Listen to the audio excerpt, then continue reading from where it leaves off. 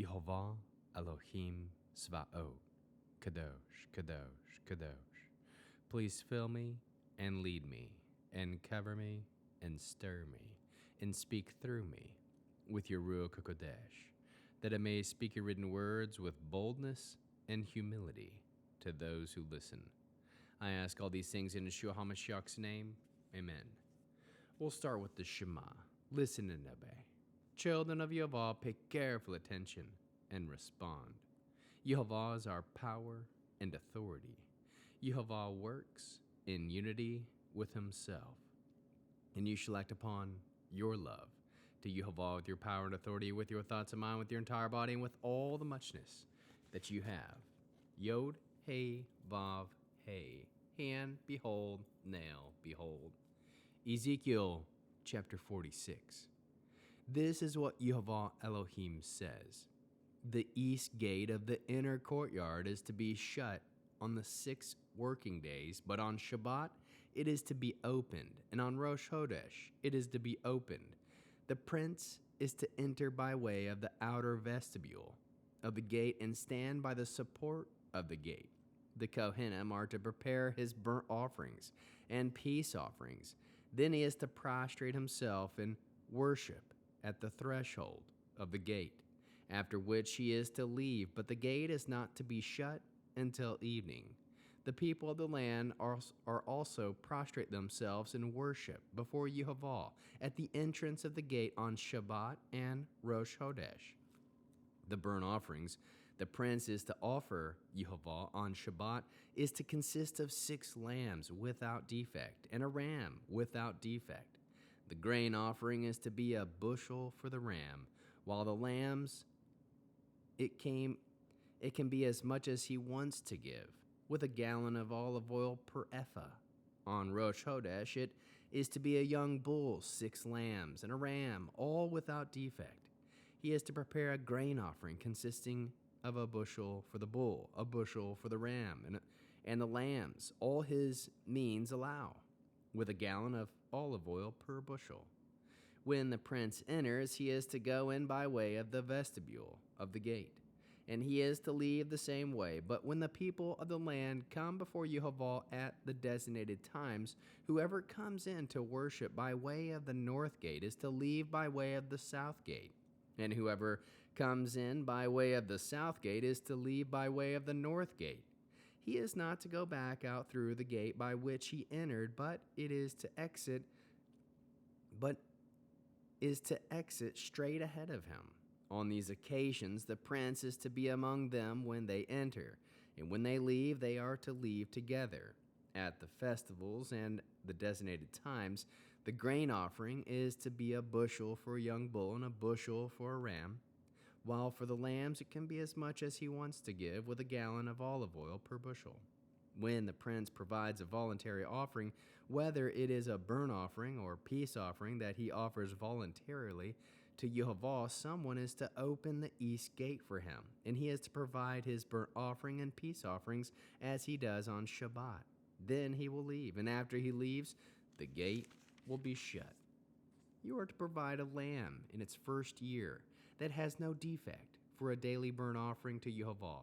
Do this each morning. Also each morning provide with a grain offering 1/6 of a bushel and 1/3 of a gallon of olive oil to moisten the fine flour. This is the ongoing grain offering for Yehovah by a permanent regulation. Thus they will offer a lamb, a grain offering, and oil each morning as the ongoing burnt offering.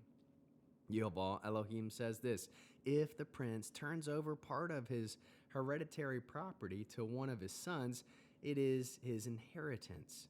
It will belong to his sons. It is their possession by inheritance.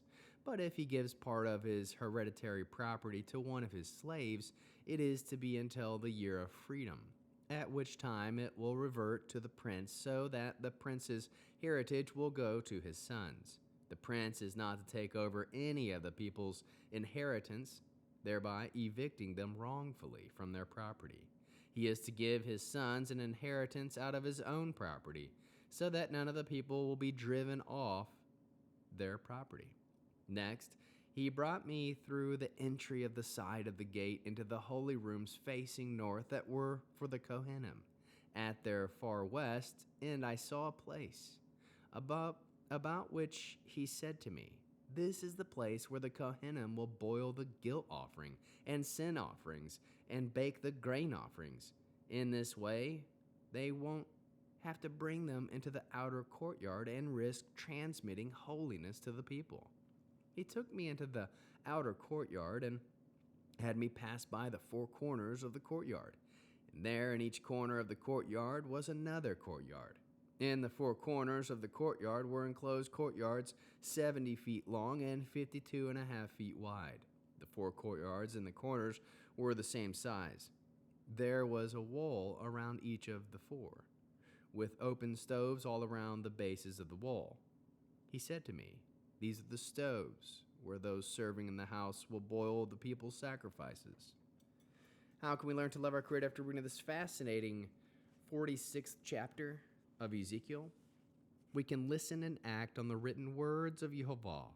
Know that work for 6 days will still take place, and there is Shabbat, which never went away. Know that on Shabbat and Rosh Chodesh there will be offerings and worship. Know that animal sacrifices will be going on. Know that Yehovah is specific with numbers and quantities. Know that Yehovah is clear how you come in and how you go out. Know that Yehovah has an order to everything. Know that there will be festivals and designated times for offerings. Know that there are permanent regulations for daily offerings. Know that Yehovah still has in place rules for property ownership, transfer, and reverting. Know that the Kohanim have holy rooms for their offerings. How can we love others as Yeshua loves us? We consider keeping Shabbat and do what Yeshua did. Bear one another's burdens. Aim to follow all the written orders of Yehovah. Produce spiritual fruit: love, joy, peace, patience, kindness, goodness, faithfulness, humility, and self-control. We'll end with the Aaronic blessing using the name. Yehovah will kneel before you presenting gifts, and he will guard you with a hedge of protection. Yehovah will illuminate the wholeness of his being toward you, bringing order, and he will provide you with love, sustenance, and friendship. Yehovah will lift up the wholeness of his being and look upon you and set in place all you need to be whole and complete. Shalom, shalom.